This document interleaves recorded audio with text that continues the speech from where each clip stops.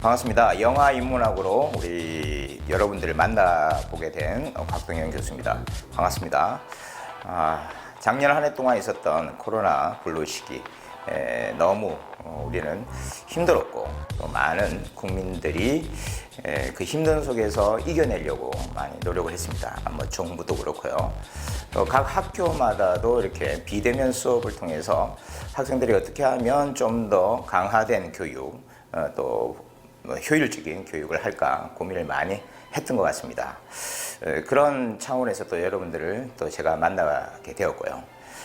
특별히 오늘은 영화 두 편을 가지고 우리 대학생 그리고 청년 시기에 어떻게 하면 이 시기를 잘 극복할 수 있을까라는 주제를 가지고 코로나 블루를 이겨낼 수 있는 심리 지원을 하는 그런 강의를 하도록 하겠습니다.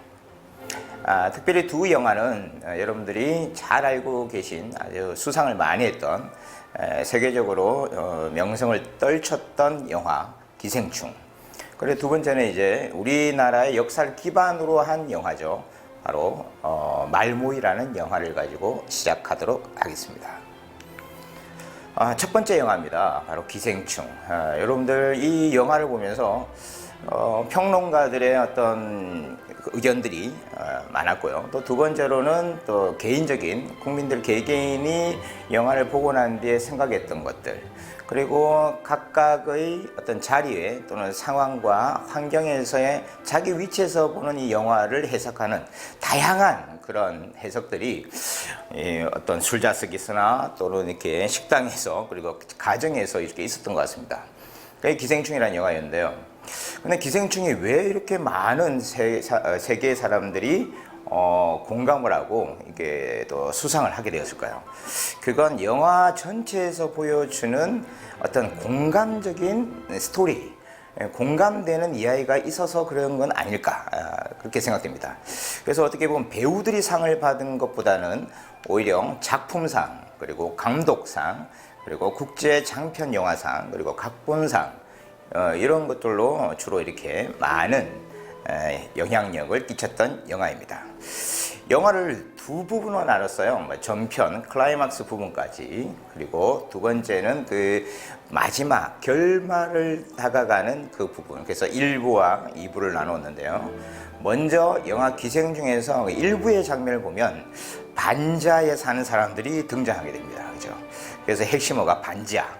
그리고 또 핵심 장면이 뭐냐면 그렇게 반지하에 살았던 그 가족의 한 사람, 바로 아들 역할을 했던 그 최우식이라는 배우가 했죠. 그 사람이 반지하에서 1층으로 올라가서 직업을 찾는 것부터 이렇게 어떤 그 발단, 또 전개가 되는 그런 부분들을 볼 수가 있습니다. 그리고 난 뒤에 또 어디까지 올라가죠? 네, 저택. 그냥 반지하가 아니라 올라가서 가족 모두가 한 저택, 한 그 가정에 취업을 하는 이른바 대취업이 일어나는 가족 모두가 이제 직장을 얻는 그런 사건이 생기죠.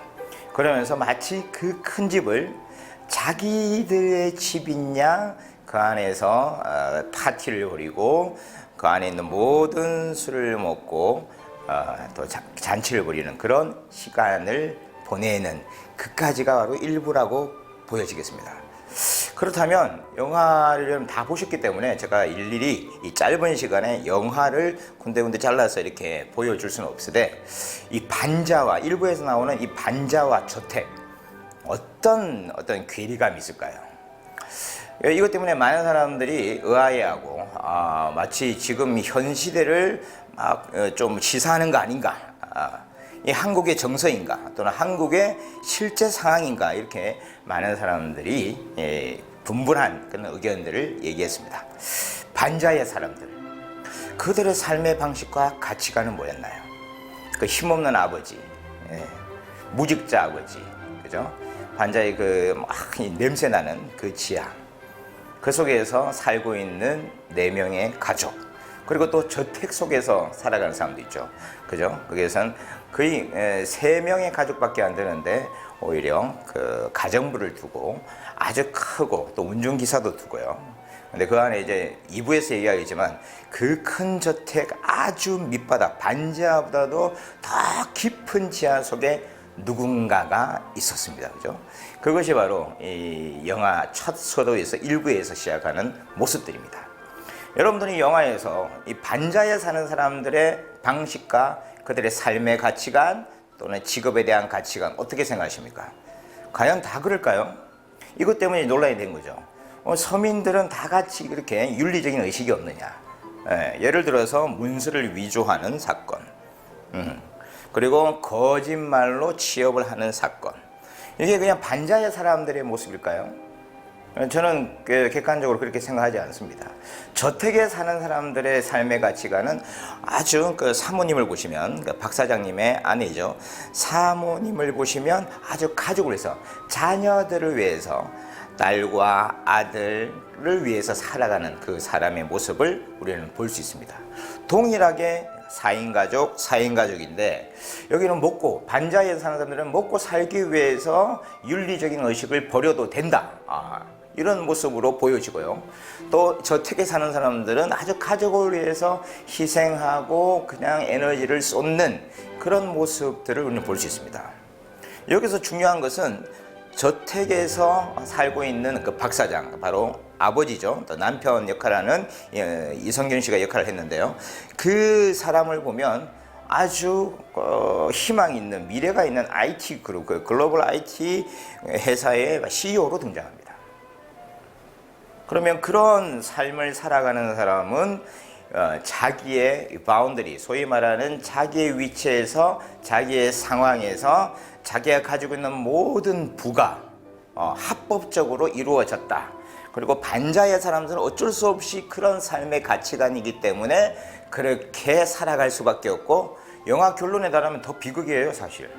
예, 아버지가 살인자로 나오고 결국은 아버지가 어디예요? 원래 숨어 지냈던 그 깊은 저택의 깊은 지하 속에 아버지가 숨어 살고 있죠. 나중에 끝끝내 그 사람은 밖으로 나오지 못하는 걸로 결말이 납니다. 그래서 반지하와 저택, 과연 여러분들 한번 좀 생각해 보세요. 여기서 말하는 공간적인 개념일까요? 아니면 부의 개념일까요? 아니면 권리의 또는 권력의 개념일까요?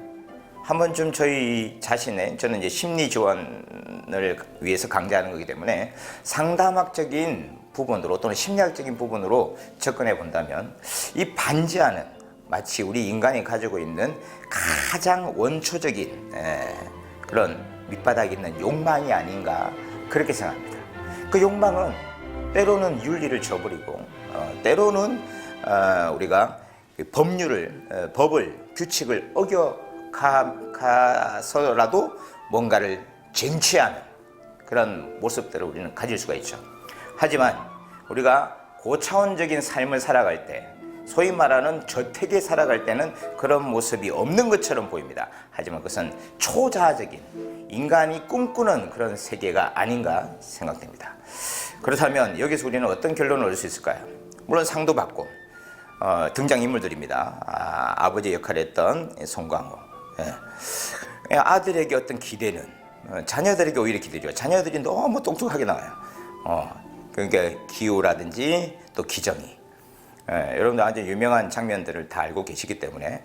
그리고 이 아내는 그냥 남편이 못마땅하고 오히려 그럼에도 불구하고 남편에게 기대어 또 자녀들의 기대어 살아가는 아내의 모습, 엄마의 모습도 우리는 볼 수가 있었습니다.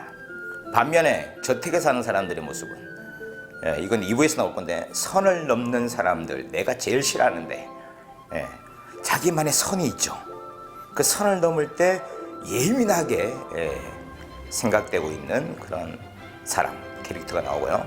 그 다음, 정말 합리적인 사고인 것 같지만 잘 아는 사람의 속이면 무조건 받아들이는, 그리고 사람들의 말에 쉽게 귀를 기울이는 그런 모습도 볼 수 있습니다.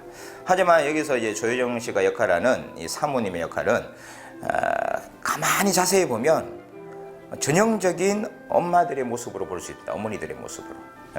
어떻게 해요? 바로 어머니의 모습처럼 가족을 생각하는 그런 사람의 한 부류로 우리는 볼 수 있습니다. 그리고 딸과 또 아들이 나옵니다. 딸은 그냥 전형적인 사춘기 소녀의 모습을 가지고 있고요.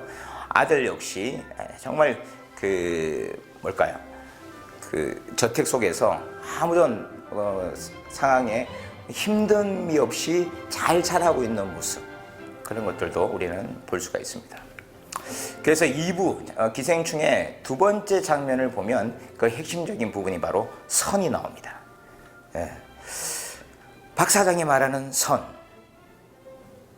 이 선을 넘느냐 넘지 못하느냐를 우리는 볼 수가 있습니다. 이 선이 과연 사람을 살리는 수 있는 선인가, 또는 사람을 죽일 수 있는 선인가. 우리가 서민들이 생각하는 선은 끊임없이 그 선을 넘고자 합니다. 탈출하고자 하고, 더 이겨내고자 하고, 더 넘어가려고 하고요. 그래서 이 핵심 장면에서 뭐냐면, 선을 넘는 사람들이 등장하면서 송강호 씨가 이제 운전수로 나오는데, 그 속에서 이제 어떤 단어가 나오죠? 막내 아들을 통해서 냄새가 똑같아. 그때 딸이 그러죠. 송강호 씨의 딸 역할하는 기정이가 뭐라고 얘기하냐면, 이거 우리 반자 냄새야. 같은 냄새를 공유하고 있는 반자 사람들, 그들은 넘을 수 없는, 그러니까 선을 넘고자 저택에 우리가 취업을 했지만 결국은 그 저택을 넘지 못하는, 그 저택의 그 자유로움과 또는 부를 누리지 못하는 그 선, 결국은 점점 더 쇠퇴해져가는 반자 사람들의 모습이 나옵니다. 같은 비, 또 동일하게 장마가 오고 비가 내리는 상황에서 반자는 홍수가 나고, 저택은 언제 그랬냐 할 정도로 그 다음날 맑은 하늘을 보면서 막내 아들의 생일 파티가 열려지는 그런 장면이 등장하게 됩니다. 그때 느끼는 거죠. 홍수로 밤을 지샌 사람들, 그리고 여기는 축제를 벌이고 파티를 벌이는 사람들, 그 속에서 선에 대해서 굴복하고 마는 바로 반자 사람들의 모습이 역력히 드러납니다. 이 선, 이 라인이 때로는 우리에게 희극을 주고 비극을 주는데, 이게 과연 누군가에 의해서 만들어진 것인가? 이 희극이나 비극이나 뭐가 있냐면요, 그들만의 생각이 있고요, 이념이 있고 가치관이 있고, 그리고 부에 대해서 생각합니다. 이 선의 희극은 부의 누림을 얘기하고, 비극은 그 부에 굴복하는 것을 말하고 있습니다. 이 부는 그냥 돈이 아니에요. 재물이 아니고 권력이나 공간이나 또는 배경이나 학력이나 여러분들이 가지고 있는, 고민하고 있는 여러 가지가 될 수 있습니다. 취업이나, 또는 그 취업을 해도 끝끝내 집을 한 채 사지 못하는 이 시대적인 어떤 선, 이 선을 어떻게 하면 넘을 수 있을 것인가. 그죠? 이게 우리의 숙제입니다. 그래서 이 영화에서 우리에게, 어떤 영화들은, 영화가 두 부류가 영화인데 조금 뒤에 나오는 영화는, 말모이라는 영화는 그냥 답을 줍니다. 대한민국 사람이 한국이라면 이렇게 돼야 될 것이 아닌가라고 답을 주지만, 이 영화의 메리트는 뭐냐면, 기생충이라는 영화의 메리트는 질문을 던집니다. 아무도 답을 할 수 없는, 그래서 너희들은 어떻게 살 건데? 라는 질문을 던지고 마무리를 짓는 영화이기 때문에 더 많은 생각을 하게끔 하는 영화입니다. 오늘날 우리가 역사를 바라보고, 또 현실을 바라보고, 미래를 바라볼 때, 우리는 인문학 속에서 세계사, 역사, 그리고 문화사, 여러 가지를 우리가 찾아볼 수 있지만, 이 영화 기생충에서 나오는 것은 우리가 살아가고 있는 현실에서 어떻게 하면 이 선을 벗어날 수 있을까라는 질문을 던지고 있습니다. 우리는 결국 선을 넘지 못합니까? 대학생 여러분, 우리 청년들, 이 젊은 세대가 가져야 될 것이 뭘까요? 그 선에 굴복해야 될 건가요? 아니면 이 선을 한 번쯤 도전해야 되는 걸까요? 저도 이 영화를 보면서 이 질문에 아주 생각을 깊이 하게 되고, 답을 하지 못할 정도로 마음이 정말 안쓰럽고 스스로에 대한 자문을 하던 그런 영화였습니다. 여러분들은 이 선의 희극에 살고 계십니까? 아니면 이 선의 비극에 살고 계실 겁니까? 저는 여러분들 모두가 희극적인 삶을 살기를 바랍니다. 대학생들 여러분들은 어떻게 생각하십니까? 저는 개인적으로 제 얘기가 또 어떤 평가 또는 비판을 받을 수 있겠지만 반자의 사람들이 다 비윤리적이다, 이건 아닌 것 같아요. 그죠? 또는 저태에 있는 사람이 다 윤리적이다, 이것도 아닙니다. 영화가 얘기하는 것은 너무 각박한 현실을 표현한 것이지 영화 속에서 반자에 사니까 비윤리적이도 된다. 그리고 저택에 있는 사람 고차원적으로 또는 아주 탁월하게 사는 사람들은 모든 부분에서 참 윤리적이다, 이렇게 보는 것은 아니라고 봅니다. 다만 영화가 뭘 얘기하는 걸까요? 여전히 우리 안에 있는 기생충과 같은 그런 역할을 하는 반자에 있는 사람이 아니라 심리적으로 반자에 있는 사람들이 있다는 거죠. 내면의 반자, 소위 말하면 아무리 겉으로 거부가 된다 할지라도 그 마음은 이미 냄새나는 반자 속에 있는 존재들이 있다는 겁니다. 겉으로 봤을 때 서민이 그렇다는 게 아니라, 물론 그렇기 때문에 선은, 이 말하는 넘지 못할 선은 무엇인가 하냐면 기득권들이 만들어 놓은 선일 수도 있고 또는 경제라는 아주 불안한 것들이 만든 선일 수도 있습니다.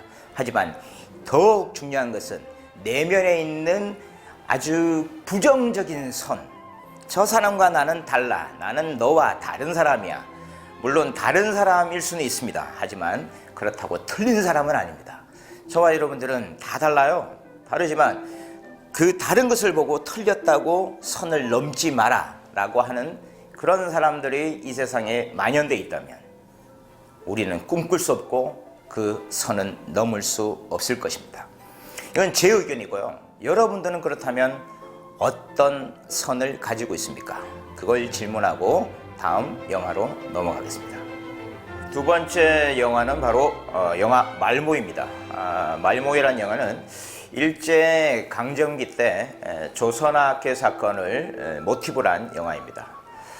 여러 가지 그 영화에 대해서 많은 사람들의 의견은 있지만 저는 또 상담학자로서 또 상담과 또 심리를 전공한 사람으로서 여러분에게 이 영화에 대해서 함께 나누고자 합니다. 먼저 영화를 통해서 우리가 느껴야 될 것은 일본의 어떤 행동, 그때 당시 일본의 행동입니다. 지금도 여전히 변하지 않는 행동. 최근 우리가 일본의 위안부 사건과 더불어서 독일의 소녀상, 평화의 소녀상 사건이 또 대두되었습니다.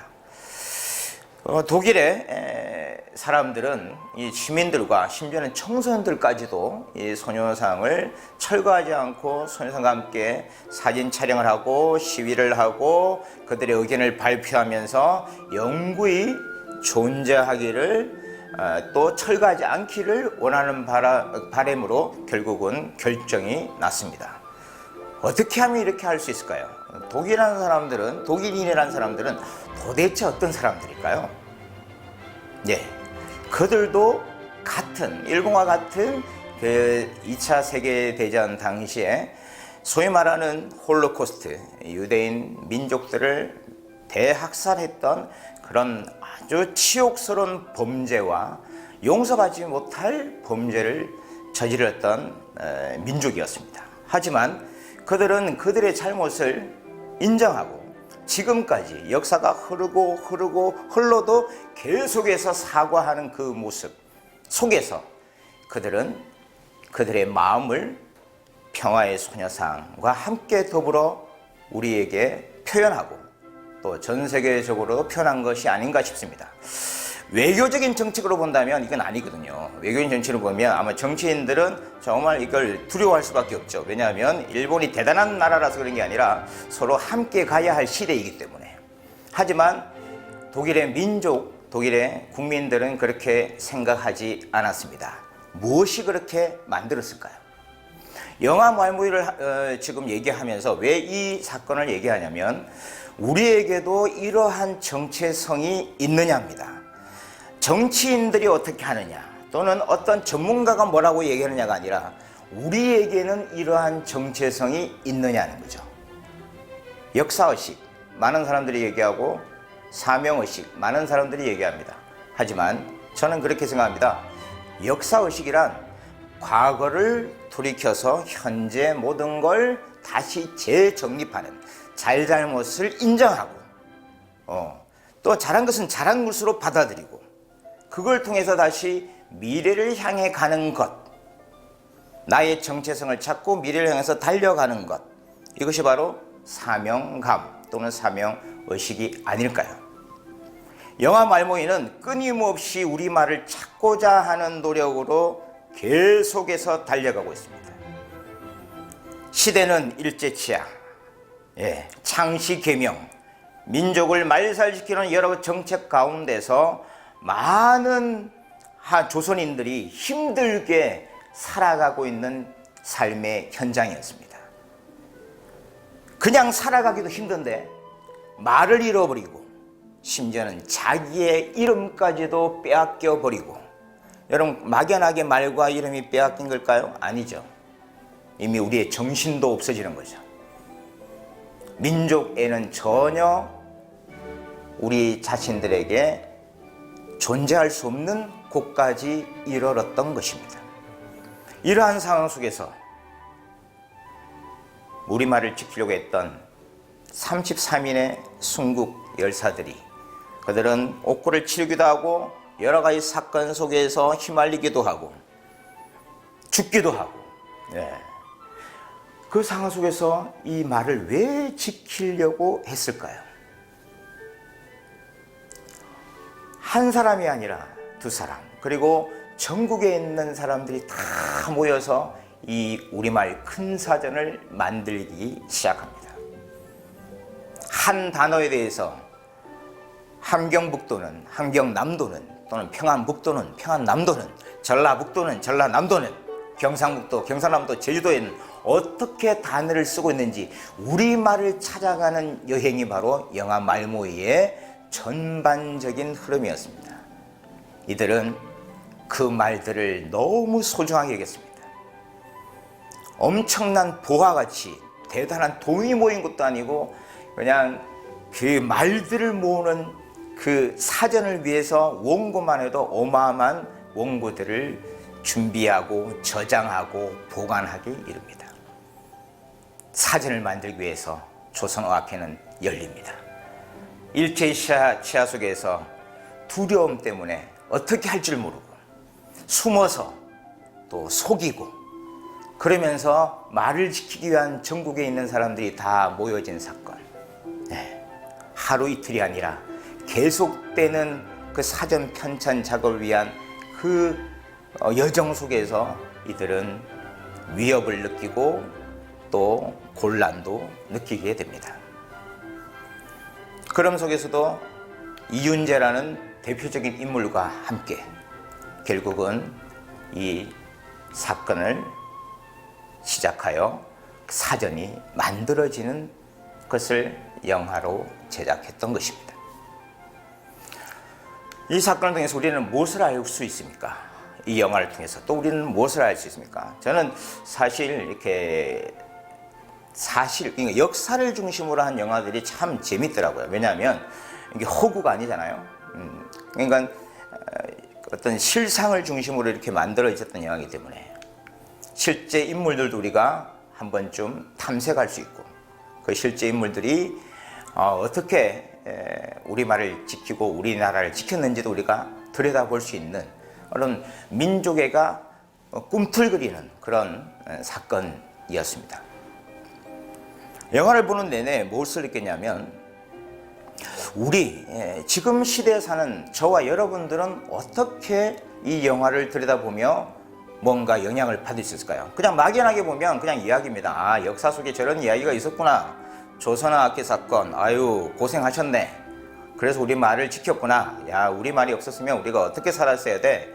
그냥 일본어나 쓰고 살자가 아닙니다. 저는 이 영화를 통해서 저와 여러분이 반드시 짚고 넘어가야 할 부분이 있다고 생각합니다. 저는 상담사이기 때문에 여러분에게 조금 도전하고 싶은 과제가 있습니다. 그것이 뭐냐면, 민족이 그런 과거와 현재의 역사를 알고 있다면 그 현재에서 과거를 들여다보며 미래를 어떻게 살아가야 할지는 바로 우리 민족 전체의 과제입니다. 그것보다 더 중요한 것은 바로 저와 여러분의 개인적인 역사입니다. 제가 상담을 하다 보면요, 청년들, 특히 대학생들이 민족의 역사보다는 개인의 역사에 너무 많은 트라우마를 갖고 있는 사람들이 있습니다. 그 트라우마 속에서 현실을 직시하지 못하고 또 수용하지 못한 것 때문에 미래를 열어가지 못하고 방황하거나 때로는 자기의 곤란 속에서 허덕이고 넘어서지 못하는 그런 사람들을 많이 보고 있습니다. 영화 말모이와 또 영화 기생충은 전혀 어떤 매칭이 되는 영화는 아닙니다. 하지만 우리들의 입장에서 보면 매칭이 되는 부분이 있는데, 그것은 바로 넘지 못할 선을 넘을 수 있느냐라는 부분입니다. 말모이에서는 끝끝내 우리의 순국 열사들을 통해서 그 민족의 얼을 넘지 못할 선을 넘는 그 결과를 가져다 줍니다. 하지만 영화 기생충에서는 결국은 넘지 못하여 그 저택의 가장 밑바닥 어두운 곳에서 빠져나오지 못하는 한 인생을 우리는 볼 수가 있습니다. 저는 대학생 여러분들에게 도전을 주는 얘기를 해드리고 싶습니다. 여러분, 개인의 역사가 어떻든 이제 그 역사를 현재에 두고 이 현재의 선이라고 생각하면 이 선에서 넘어가시기를 간절히 부탁을 드립니다. 이제는 우리가 넘어야 돼요. 코로나 넘어야 됩니다. 그리고 여러분의 세상은 더 열려져 있습니다. 한 진로 전문가가 어떤 책을 썼냐면 뭘 해도 괜찮아라는 책을 썼습니다. 저는 제목부터 마음에 들었습니다. 왜 이렇게 살아야 돼? 왜 저것만 하고 살아야 돼가 아니라 이제 청년들, 우리 대학생분들은 어떻게 살아야 되냐? 뭘 해도 괜찮습니다. 다만 우리가 과거를 돌이켜봐서 현실에서 볼 때 결코 후회하지 않는 행동을 한다면 그 사람이 바로 사명감이 있는 사람입니다. 내 과거를 통해서 볼 때 과거에 집착하는 것이 아니라 과거를 디딛고 더 힘을 발휘하는 그런 대학생들, 그런 청년들이 되었으면 하는 마음이 가득한 거죠. 우리가 커리어 코칭 또는 커리어 컨설팅 또는 뭐 진로 코칭이라고 하는데, 그런 프로그램을 하다 보면 제일 중요한 부분이 있습니다. 진로 탐색 또는 직업 체험, 취업 설계, 취업에 대한 준비? 아니요. 가장 중요한 것이 뭘까요? 자기 이해의 부분입니다. 나를 돌이켜서 나를 알아가는 그 과정이 가장 중요한데, 실제 프로그램에서는 이 자기 이해 부분을 그저 그냥 심리적인 검사, 성격 검사, 지구 흥미 검사 이런 것들로 우리는 그냥 들여다보고 마는 거죠. 하지만 그렇지 않습니다. 검사보다, 심리 검사보다 더 중요한 것은 내가 나를 어떻게 지금 생각하고 있느냐가 더 핵심인 부분입니다. 자기 이해. 영화 말모이는 그 순국열사 33인이 무엇을 알고 있었냐면, 우리의 민족은 절대 잃어버리지 말아야 할 것이 있다. 그게 바로 말과 글과 민족에 대한 정신이었습니다. 그렇다면 대학생들은 우리의 그 크다 큰 어떤 카테고리가 아니라 내 개인적인 카테고리를 바라볼 때 여러분과 저는 무엇이 있어야 할까요? 나라는 존재에 대한 의식이 있어야 되겠죠. 나의 과거에 대한 과거사에 대한 정리가 있어야 되겠죠. 그리고 현재에 대한 준비, 어떻게 준비해서 어떻게 미래를 개척해 갈 것인가가 중요한 핵심적인 부분이라고 할 수 있습니다. 영화 두 편을 봤습니다. 영화 두 편에서 우리는 여러 가지 내용들을 계속해서 얘기할 수 있죠. 예를 들면 기생충에서 나오는 다른 부분을 우리가 볼 수도 있습니다.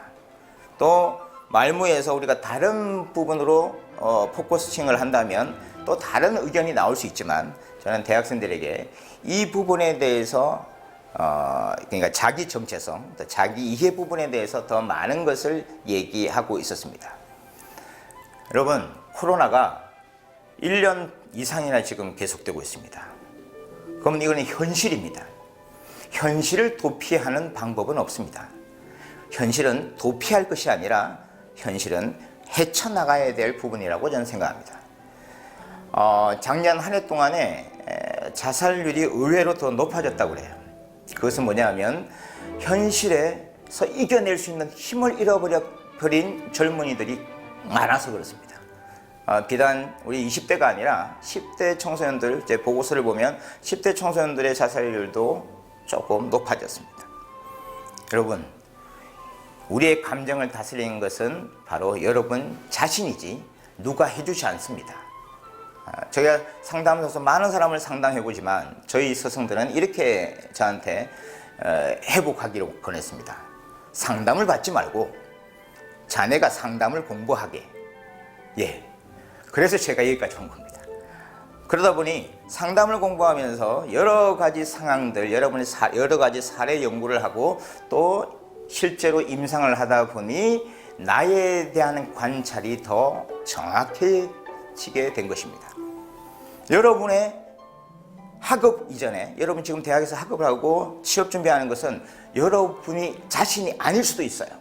여러분 자신에 대해서 조금 더 고민해보는 그런 시간을 가졌으면 좋겠습니다. 오늘 두 편의 영화를 보면서 어땠나요?